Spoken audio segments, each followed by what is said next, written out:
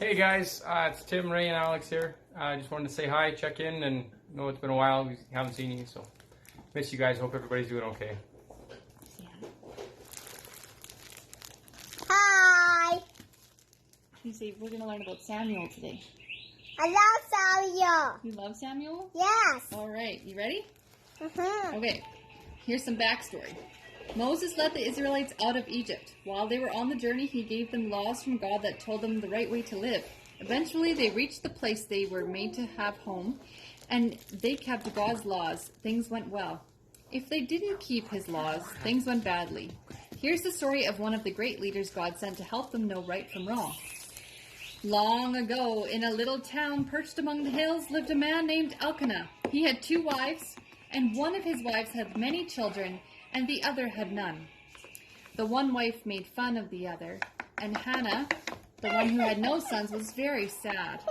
You don't have any children. You've never changed a poopy diaper, or played the pick up the soother game, or had drops thrown up in your hair. Your life must be so terrible. One day the family went to worship God at a place called Shiloh.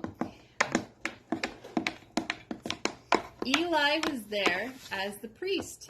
He tried to tell people how to live as God wanted, but he wasn't very good at it. Even his own sons disobeyed God.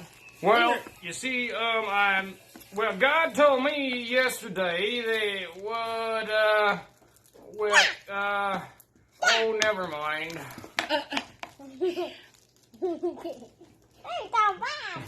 Well, Hannah believed that Eli was special and God wanted to hear her prayers. As she prayed, she cried and cried. The priest Eli saw her and didn't understand what was going on, and he was bothered by the way she was behaving. Hey, you see, thing is here, you look like you might have had too many bubbly pops, and, I think you're misbehaving, and you should probably get a handle on yourself. Hannah said, "No, I'm just really unhappy, and I've been telling God my troubles." I don't know how we got handles. Oh, that's good. Why don't you tell me what you're asking the Lord for, and maybe he'll help you out with their troubles. Hannah was asking for a son, and she promised God that if she was given a son, she would give him up. She would give him to the Lord. A few years later, she came back, and she gave Eli Samuel, her son. Eli took care of young Samuel. Every year Hannah came back to visit, and every year she brought him new clothes. Meanwhile, Samuel learned more about God and the right way to worship God.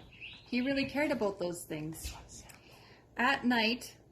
One night, Samuel was sleeping. He heard a voice. "Samuel! Samuel! Samuel!"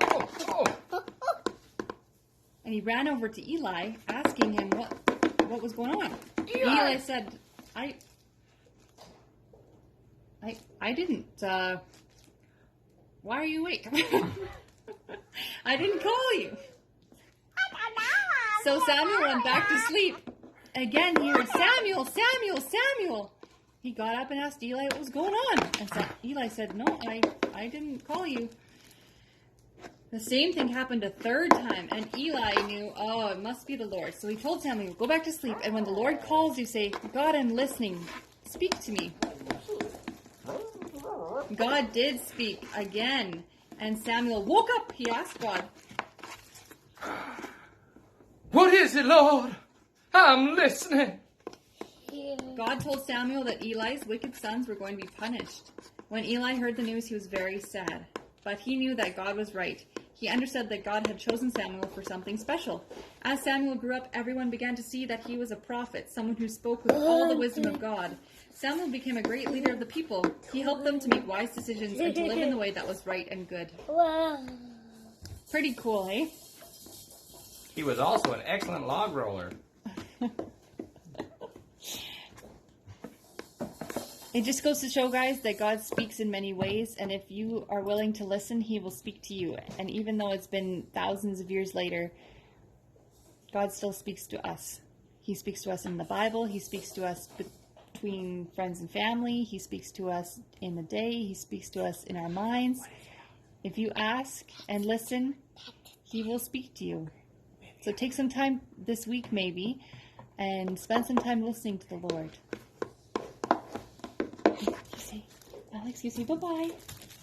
Bye-bye, bye-bye, bye-bye, bye-bye, bye-bye. Miss you guys. Love you. Love you all.